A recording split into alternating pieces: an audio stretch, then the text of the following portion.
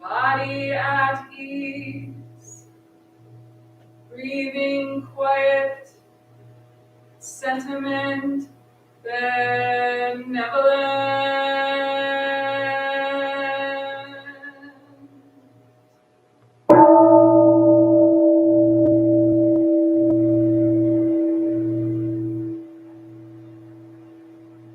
Dharma friends, sitting still in vital silence,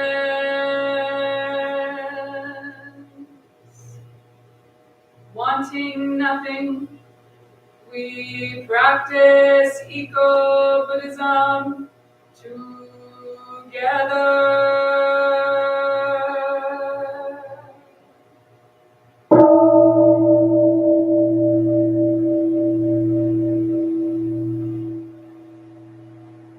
The sound of the temple bell booms for all to cease from conflict. May the way of Buddha usher in the dawn of non-violent global village forever.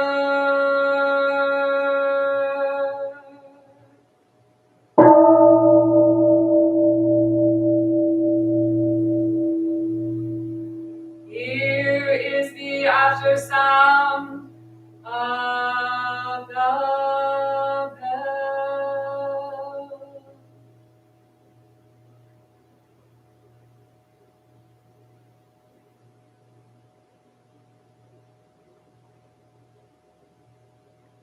Thunder of silence, light after Dharma rain.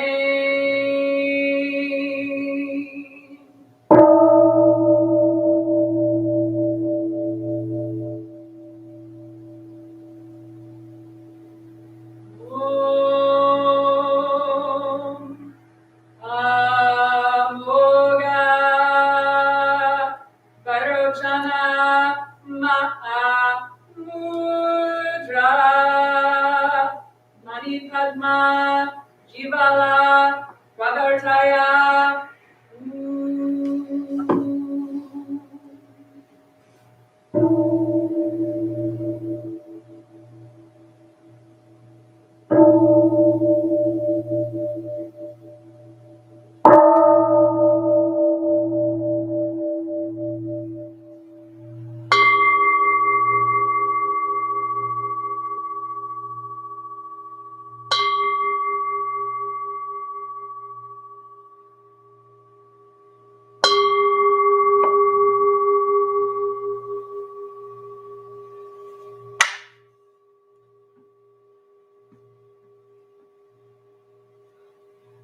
Please stand for our chanting of the 3 refuges.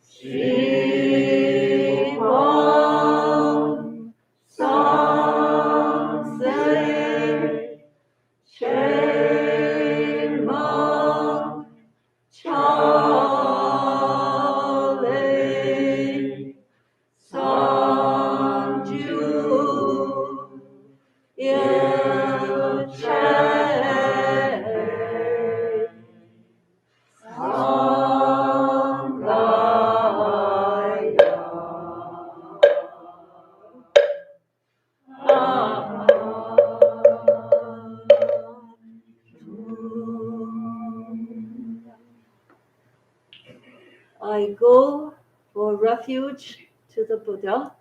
I go for refuge to the Buddha. And resolve with all beings. And resolve with all beings. I will cultivate a heart of enlightenment. I will cultivate a heart of enlightenment. And realize the great way. And realize the great way.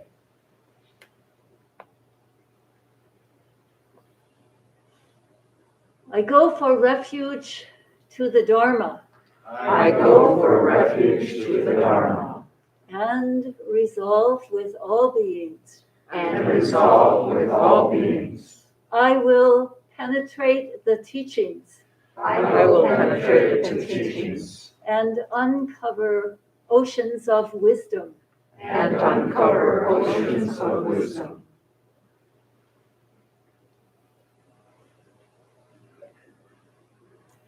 I go for refuge to the Sangha.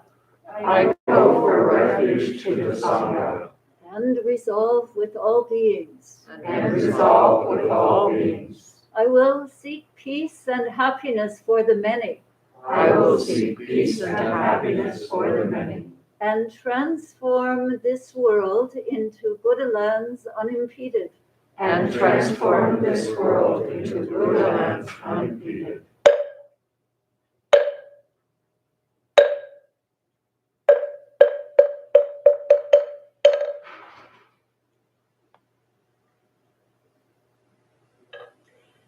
Please return now for another shorter period of meditation, 5 minutes, before we gather for a Dharma talk.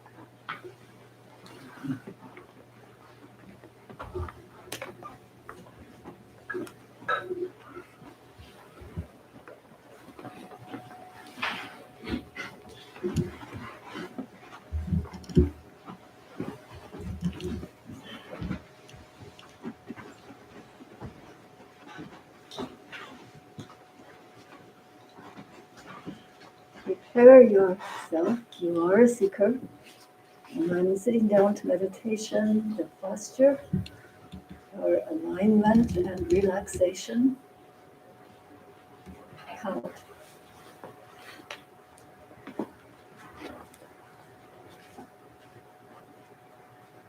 Sometimes it helps to bring the arms up, palms in, and feel a good stretch right to the waist. Turn the palms out, and then very slowly bring the arms down, feeling how that affects the spine. And then bringing the hands into the meditation mudra. Gently moving your hip bones forward, very gently, almost invisibly, like someone watching. Secretly raise up your sternum in the same subtle way. Lower your shoulders. And almost imperceptibly bring the shoulder blades together.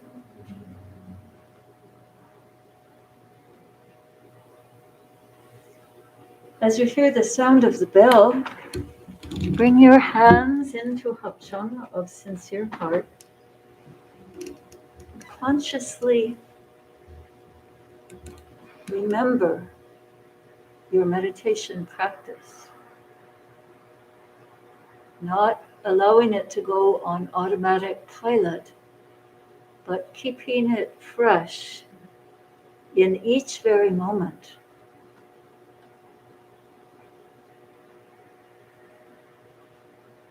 Watching, watching.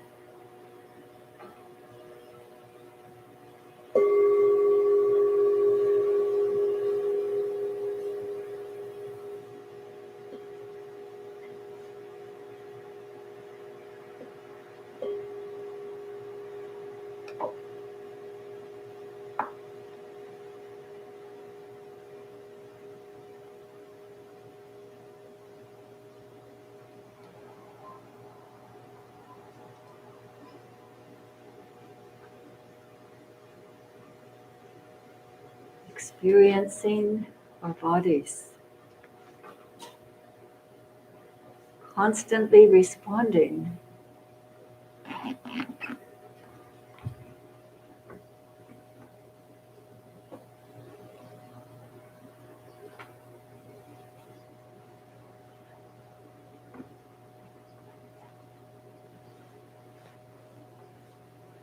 Right here and now.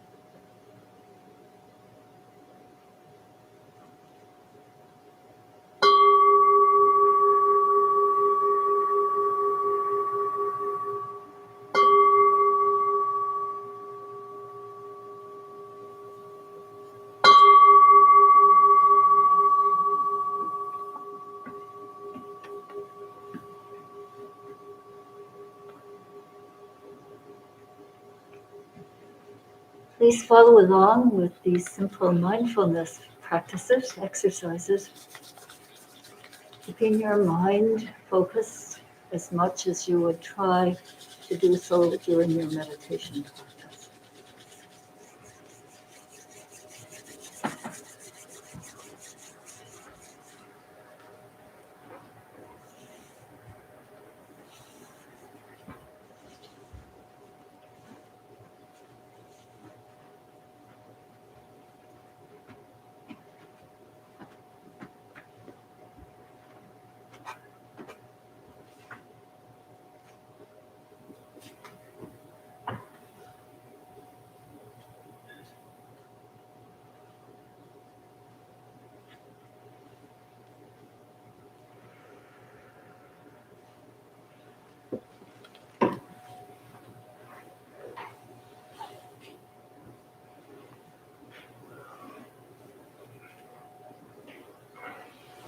Slowly, slowly, fully present.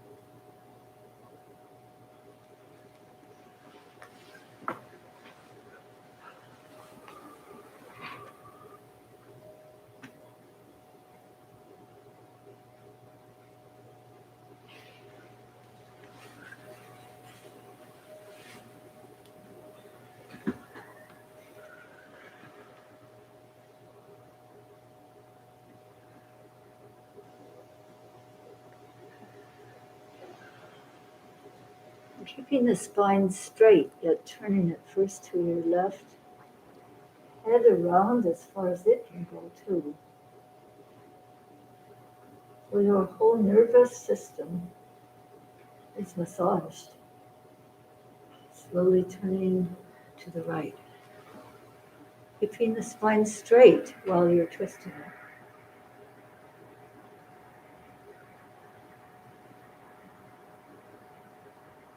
And slowly back to center.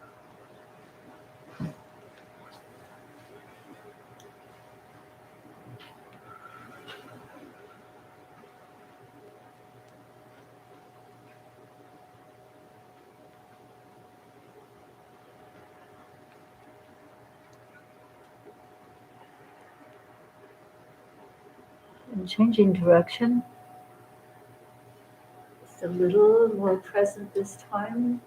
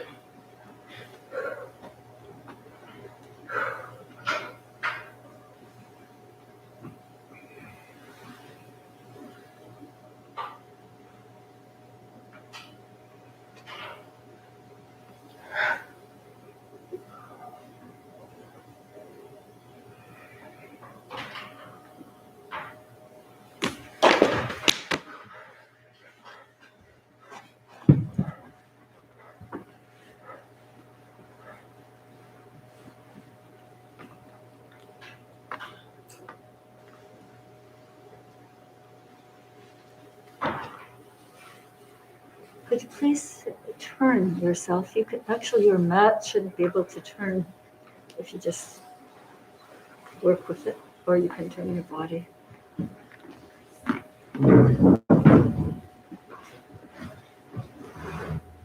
I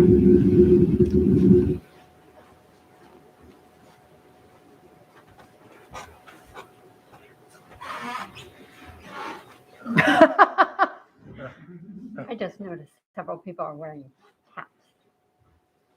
Hats. That's, oh. That's okay. The windows are open.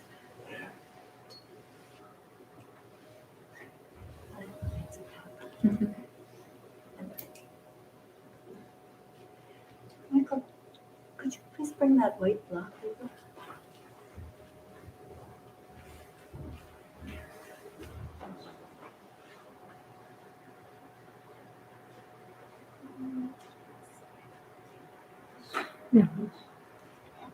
Yes.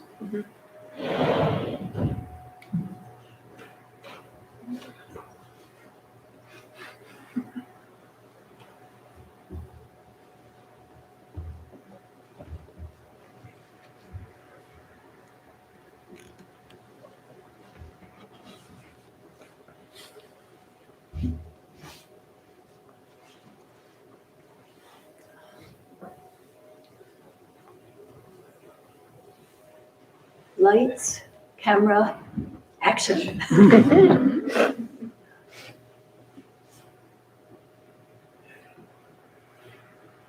Mao was trying to say that some people have hats on. I thought she was telling me to put my mask on my head. It is because generally we do not wear hats in the Buddha hall, in the meditation hall. But since we've got the windows open today, it's a wisdom call to wear your hat if you'd like to. And we do have some small blankets if anyone's cool, needs extra warmth. Please help yourself, or if you feel like you need to get your coat, we're glad you're here. So,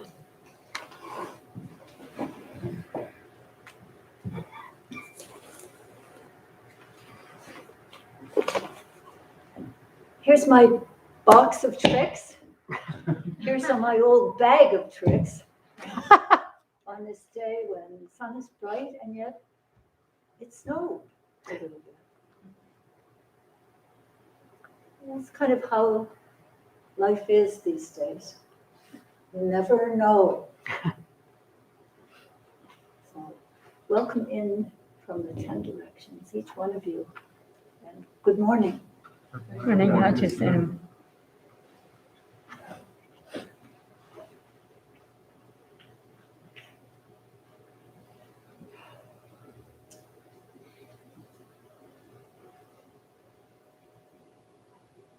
I feel a little rascally this morning. And the reason I brought so many things is because just part of never know what's going to happen, so I have to be ready with this and that. And, so let's see what happens. First, a story. It's an old story, and it's a story that I have offered on New Year's Eve, I bet for 30 years. Not always here, but at our Chicago temple or our Toronto temple. I kind of become a wandering old teacher at certain times.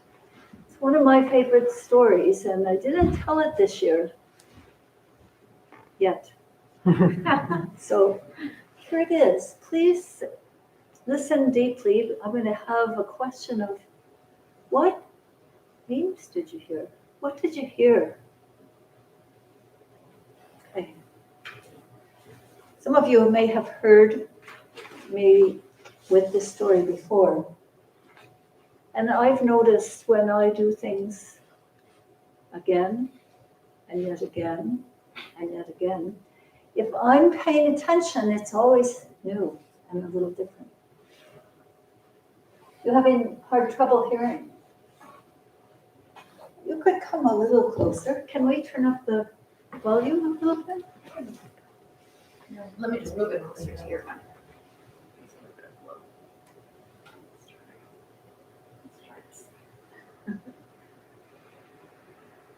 need to have a chin kind of ring here. Can you hear better? Good, okay. It's called The Rabbi's Gift. Oh. The story concerns a monastery that had fallen upon hard times.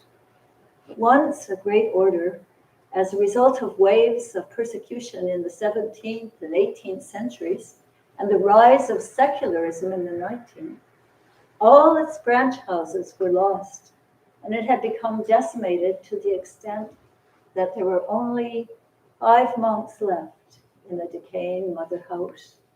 The abbot and 4 others, all over 70 in age.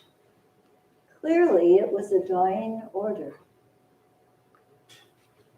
In the deep woods surrounding the monastery, there was a little hut that a rabbi from a nearby town occasionally used for a hermitage. Though through their many years of prayer and contemplation, the old monks had become a bit psychic. So they could always sense when the rabbi was in his hermitage. The rabbi is in the woods. The rabbi is in the woods again.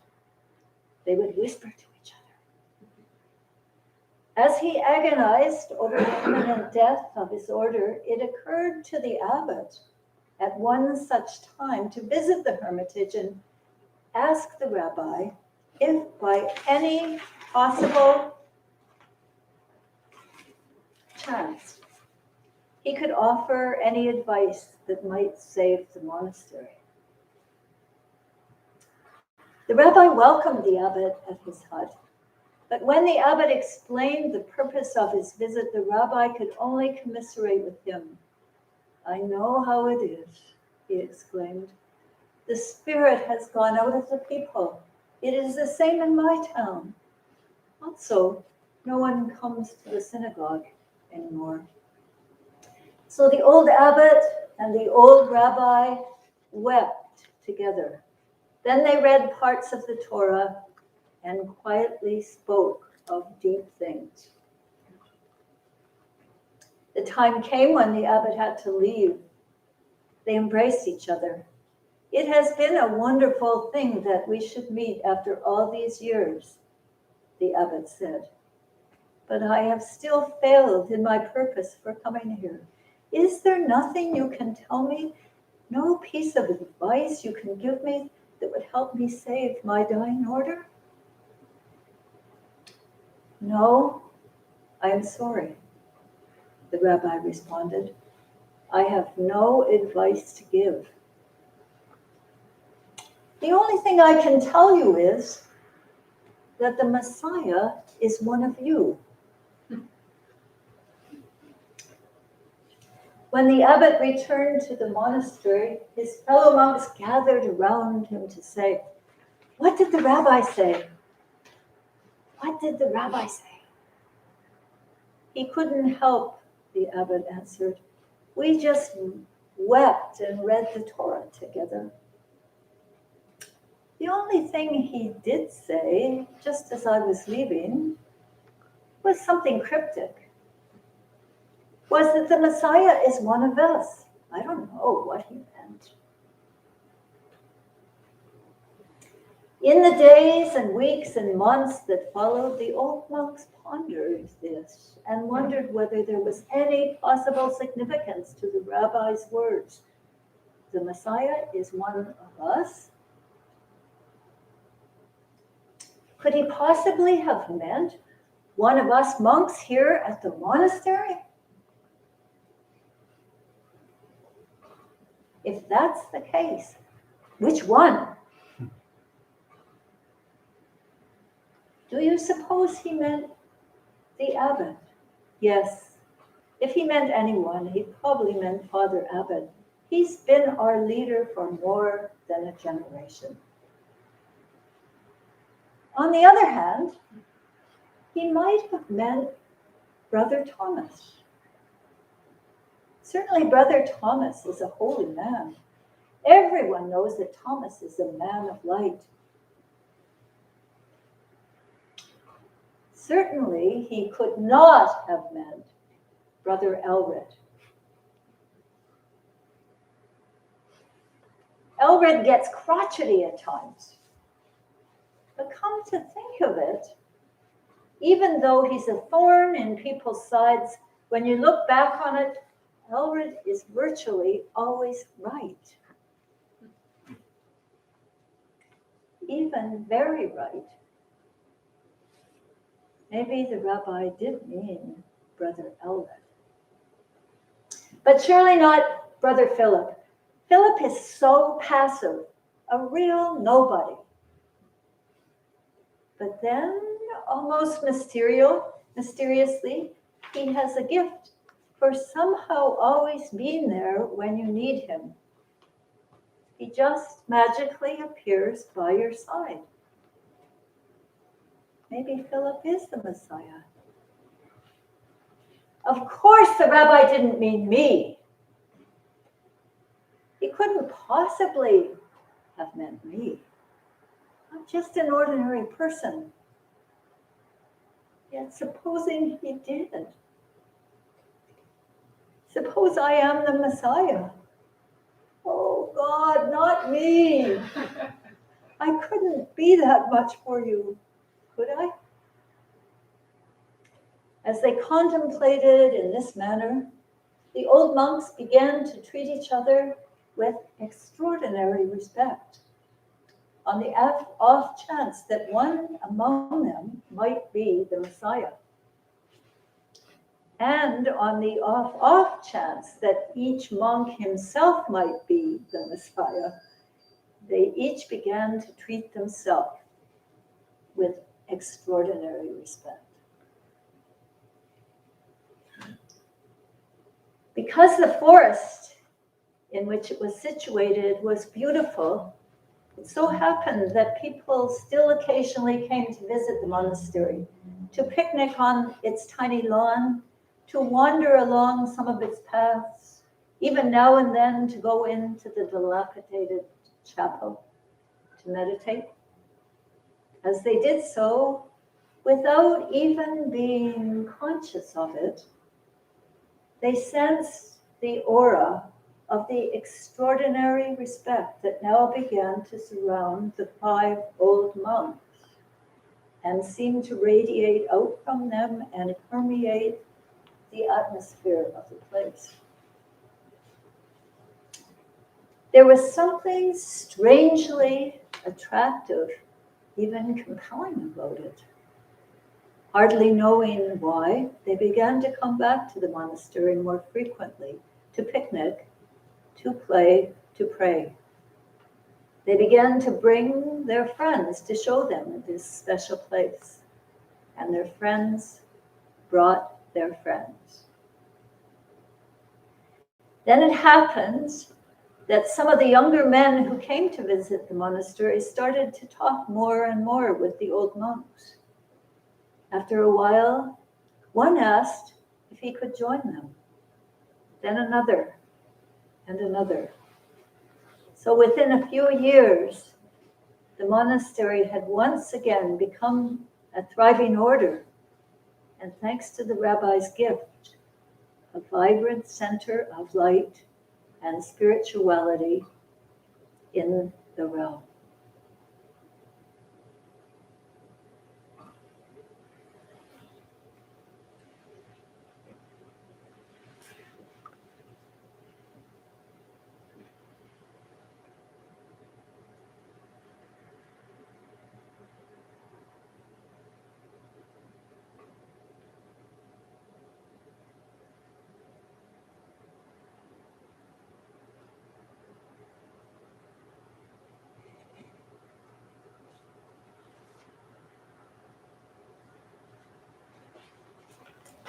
So, what was a theme you heard that resonated with you? And I'm going to carry the mic so that we can all hear. Please, in a nutshell. And then we'll see what we can do with your nutshells.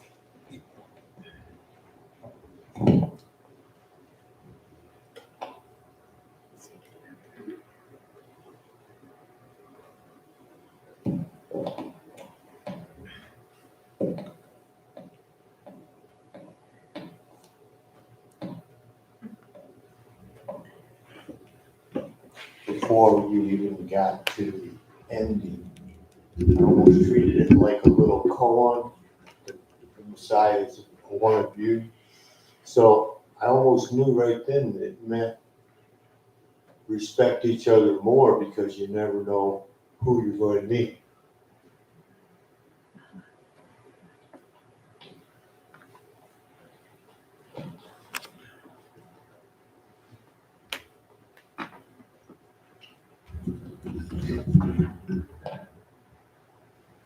Thanks. Well, I heard a few themes in there, and the one I just thought of surprised me. Of course, it's a current problem with people leaving the churches to do other things. And my overall thought was when the light of Jesus goes out of people's hearts, that they leave the church. And I just thought, maybe that's what they're really talking about, is sort of like the Christ in your heart. And I was also impressed by their deep friendship that they had, that they wept together when they talked about how people weren't showing up.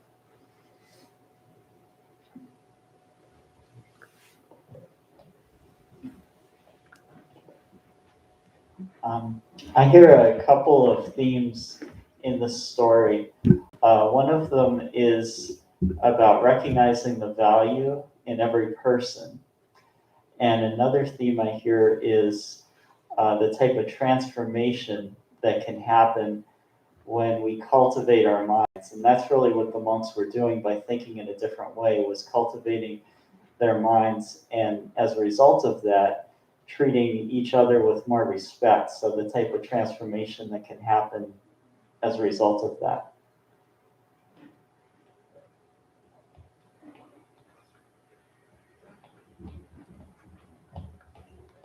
A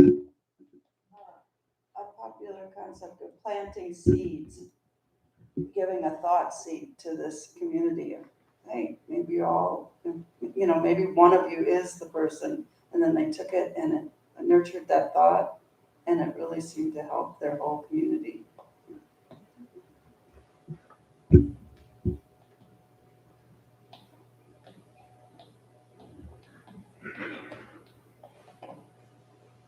When I when I think of the people coming to the forest and feeling the aura of the temple, it seemed what changed was the respect. And I wonder what changed the aura more, the respect for their fellow monks or the respect for themselves. Because I think when I look around, I see people holding respect for others in some ways, but I don't always see people holding respect for themselves. And I know, at least in my life, I don't think about respecting myself. I do think about respecting my elders or respecting my boss or respecting my friends, but I don't think daily do I say, how am I respecting myself?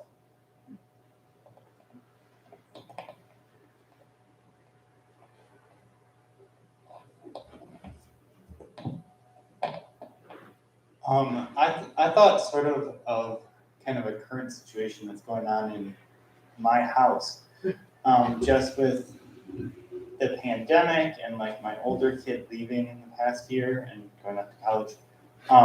Like the environment of the house has shifted a little bit, and during kind of school lockdown and things like that, one of my high school kids had some like depression and mental health issues. And so just sort of paying attention more to how to work with that has made me more aware of like breaking out of some of the parenting habits that I picked up from. Breaking out of what? Parenting habits that I picked up from my parents that weren't always, that were just not out of habit and weren't always the most healthy. And so just having to like contemplate and be aware with them and with my younger daughter too, has sort of, I think, opened up a lot right? Like once I got out of habits of like having to think and having to consider like the other person's perspective rather than being like, I'm the parent, you're the kid, this is how it goes sort of thing. So that's my personal kind of example of that. Thanks, Book.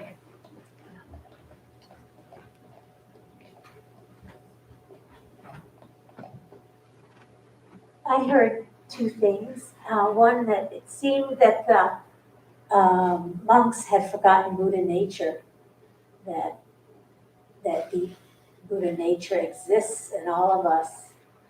And the second thing was that they were not afraid to look into a tradition that is completely different from their own and take a concept of the Messiah and actually look at it and examine it and see how that concept can enrich them. And I think a lot of us are really afraid now to listen to others or really contemplate, is there a connection? Is there something we can get to enrich our own belief systems or lives from others?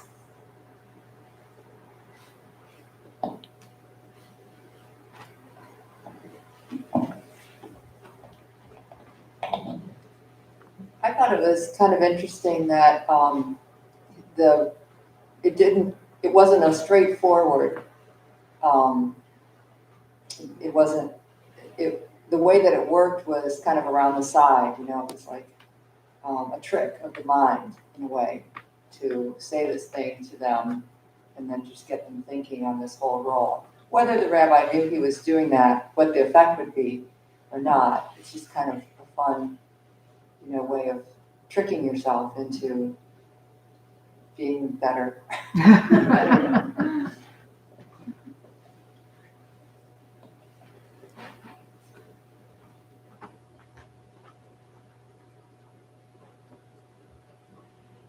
Anybody from the chat? Yeah, so here's one from online.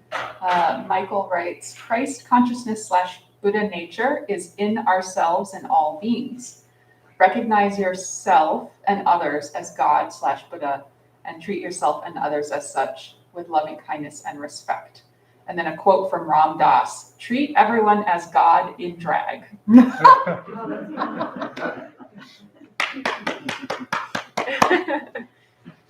Thanks, Michael. Is that it for the online ones? Okay. How about you, Jagwa? Well, I think a lot of it has already been said, but I think before I heard everyone, what I was thinking was what a gift it is to believe in each other's potential. What was that? What a gift it is to believe in each other's potential. Yeah.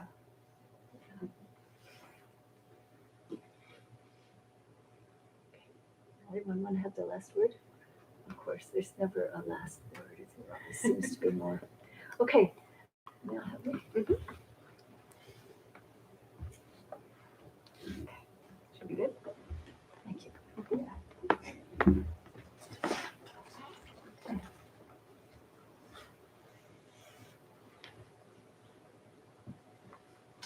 So here are some of the themes that I myself came up with. And some of them I think concur with what you said.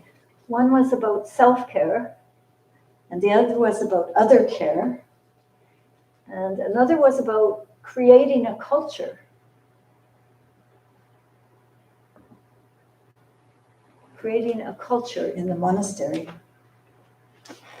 Another one which came to me was about routines. When asked what was the most important quality for spiritual practice, the Dalai Lama answered, routines. And it is routines that we are self-established that depend, because of this, there is that. Because of that, there is this. So our own individual self-care routines mean a lot. I am up to my nose in routines living here at the temple. And routines for practice, routines for eating, routines for sleeping, routines for the way I greet people, and all of this. And I was away for 19 days, out in the world, visiting my family, and in the midst of a retreat at our farm. And I was really surprised how difficult it was in those situations to maintain my routines. They were good routine. They're good places, of course. But you know what? I ate a lot more. You know what? I slept a lot less. You know what? I didn't exercise as much. Somehow in here where that's so important to me, then it all kind of dropped away. So I realized I kind of let my culture drop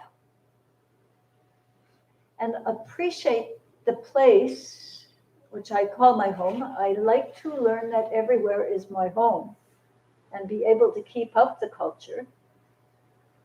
I learned to really value that I am very well via the kind of culture I create for myself.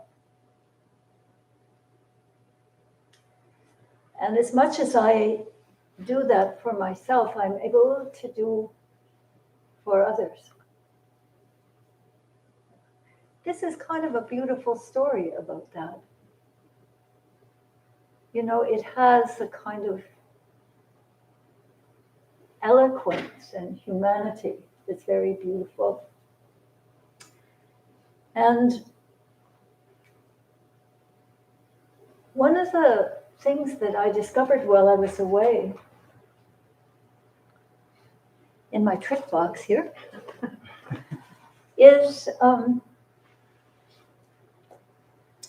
want to say another thing that fell away is getting outside. Even though I was outside quite a lot, it was not as much as I'm usually outside. And I feel like that has to be a part of my culture. Yeah. Anyway, I opened up, I found, because I was working with One Show and Chris up in the top of the shop, my old diary. This diary is 40 years old. And I have not looked at it for 40 years. And I have been asked to give a talk in Korea in June. And this is all about my first pilgrimage to Korea. This was like my pilgrimage to a foreign country. And I was like a bull in a china shop. You know, I was used to routines in Canada because that's where I was living when I went. But when I got over there, it was a whole different thing. They had lots of good routines, but I didn't really know them. It took me a while. And I think as I read my journal again, and I'm only about a fifth through because I'm riveted by the whole thing. I've still got some of the same habits. But what it did was, it allowed me to really look at myself day by day. And I was stuck there. I could not run home. No, I had to be there. I had to do the next thing with everybody. So I had to really learn how to change my behavior. And so I would make lists at night. Tomorrow I'm going to do this with my shoes. I stupidly, I shouldn't say stupidly, ignorantly took tie-up shoes. So that when you go into every monastery, you have to take your shoes off, or every shrine, or every little place. And so I was always the last one getting in, and the last one when we left for somewhere else. And I would get scolded. You should keep up, Sukha. Was my name. Keep up. What's the matter with you? So I would say, okay, get my shoes ready. Bend down the backs so that I can slip into them more easily. And so it was with eating. Good grief, I could not eat in the style. They have these 4 bowls, and you have to do various things with 4 bowls at the meals. And there's certain ways to even walk in the monastery, which I was not used to. And it was so easy, as you said, to go to the old parenting style, to the old one. And so gradually, through my journal observations, I began to transform myself because I was looking carefully at my behavior. I do not know, so I'm recommending this as a vehicle of practice, as a way to look at ourselves carefully and to deepen ourselves as a result of that, so that we may become more harmonious with our situations, whether they be family, a whole nother country, or just individual response and back and forth to each other. That we have to have a way of looking carefully. So let's see where I was here.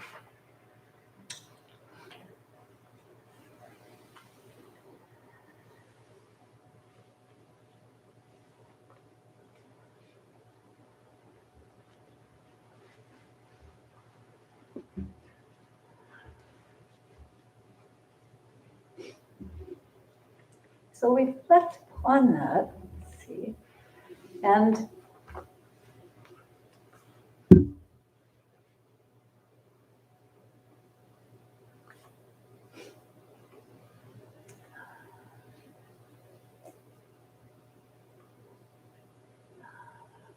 the whole come to deeply understand the law of cause and effect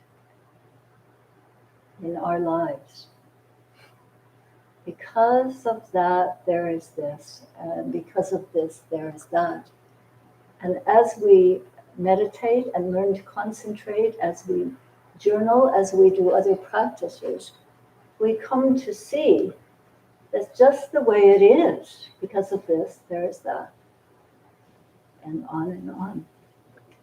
And actually, great is the matter of birth and death. We are fortunate to be alive, and there's no question that we will die. And so, what do we do in the meantime? And I think this is really about self-care. And I brought one of these, this calendar. It's my very favorite calendar. In Korea, they always come out with calendars every year, and this is a folk calendar. And if you go through it, you see this person taking care of themselves, a little dancing. And a little singing. Yeah. And as you look at all the other things, being with other people, going outside, it's just a kind of real humble person's guide to taking care of themselves in a kind of very human way. So as we learn to have a juicy life, get outside, then that leads to a juicy death. And much more understanding of it. And that leads me to say that one of our former members is a death doula. Her name is Charyu Christina Wall. And I see her from time to time, and she tells me about her work. And so I said, well, how about doing something about death at the temple? Because this is a time when it's our life and our death is in front of us all the time, if not ours, somebody's. How about doing something with our members, specifically, since this is your specialty? So she said, okay. And the book she recommended, which should really be the title of our discussion group and practice period, The Lost Art of Dying.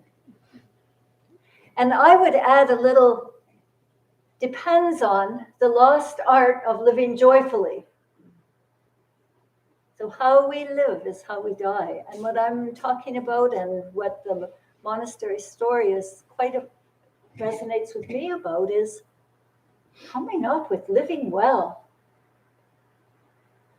So the lost art of dying, again, has to do with the lost art of living.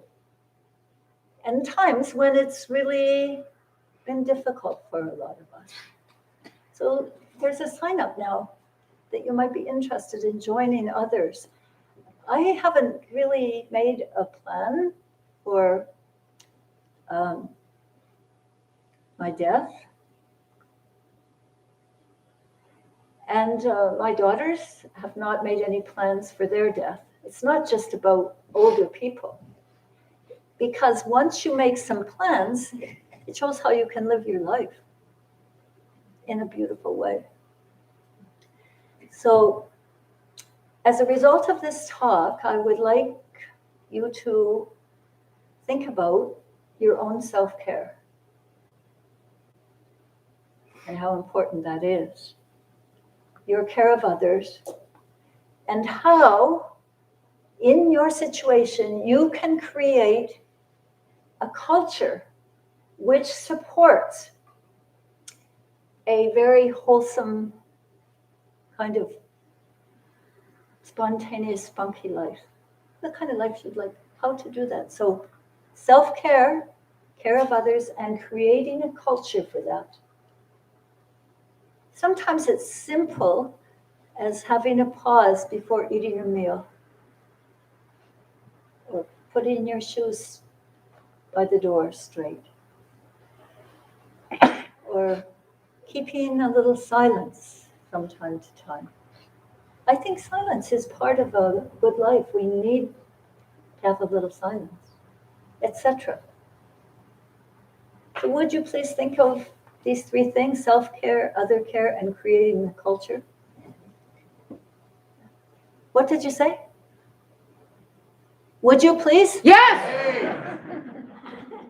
Yeah, no, I mean you to speak up so I can hear, but also to let you know that you've got a lot of energy.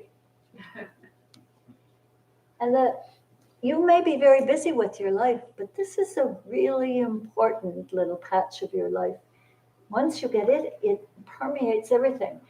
Just like those old monks, once they got taking care of themselves and others, it permeated and everybody saw and benefited. So may it be so. Okay. Please repeat after me. All beings, one body. All beings, one body. I vow to liberate. I vow to liberate. Blind passions, one root.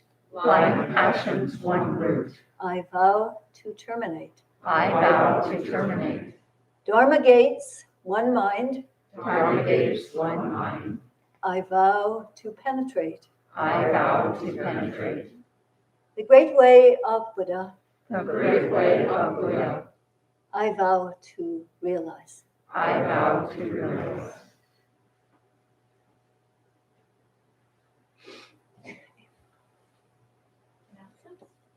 Who is doing this? You are doing announcements. This is Jagwa. You kind of know her.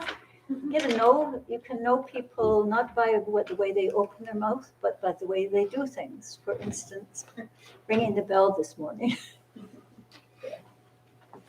Well, welcome everyone, especially if this is your first time. Oh, do you want me to?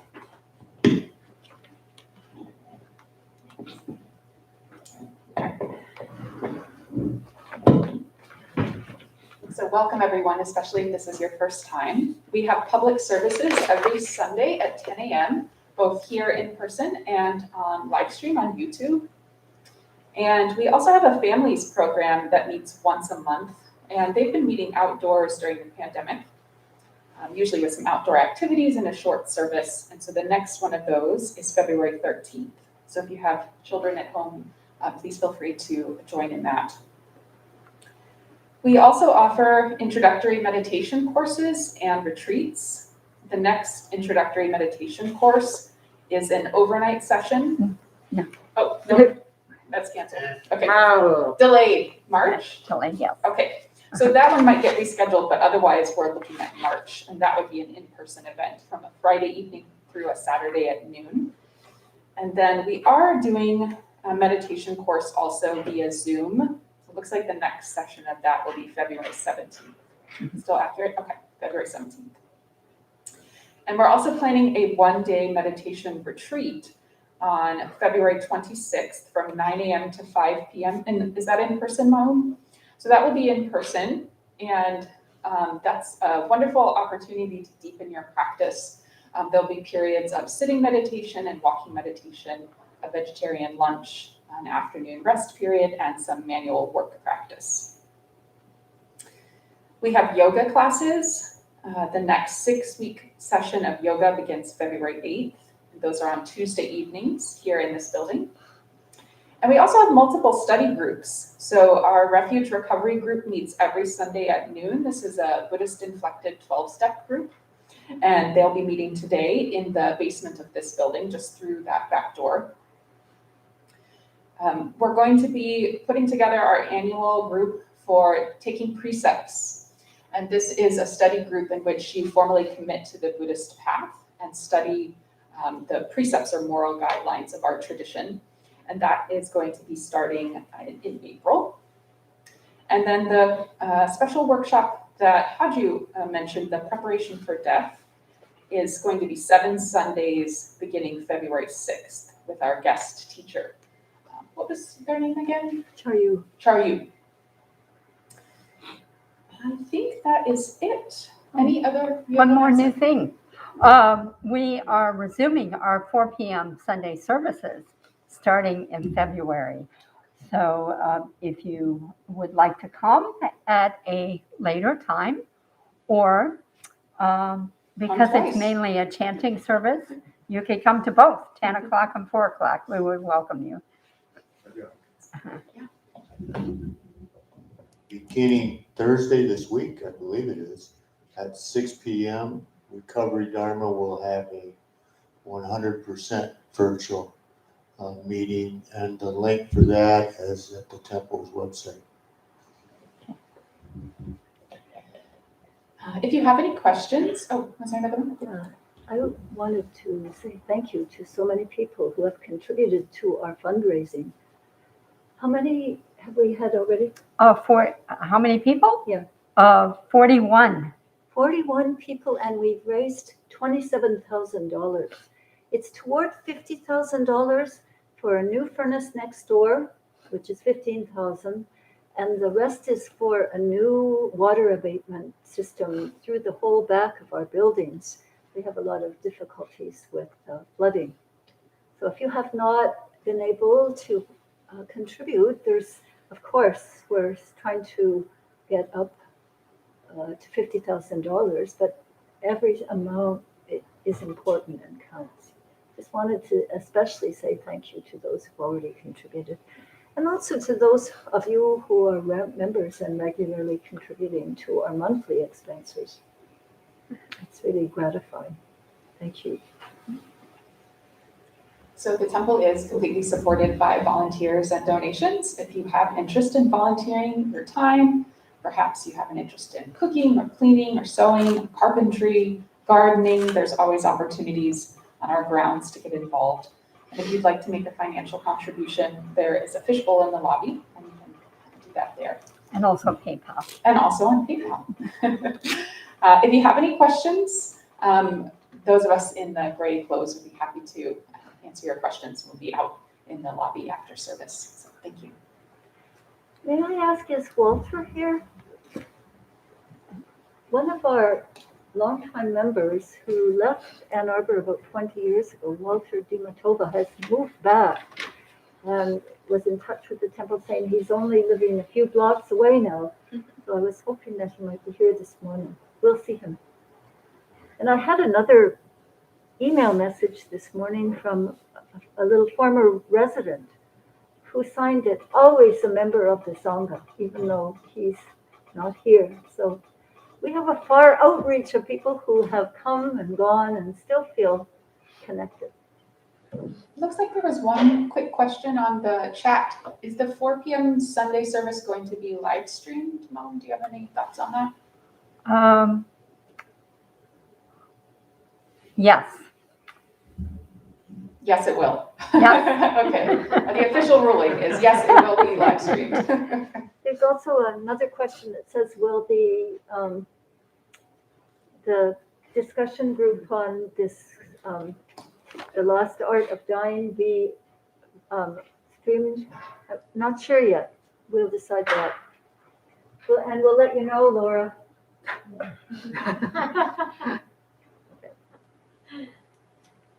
Did you have something, Mike? No, I was leaving the door. Oh. Okay, please stand.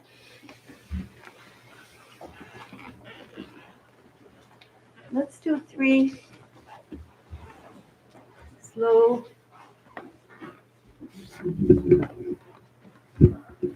Bows to one land.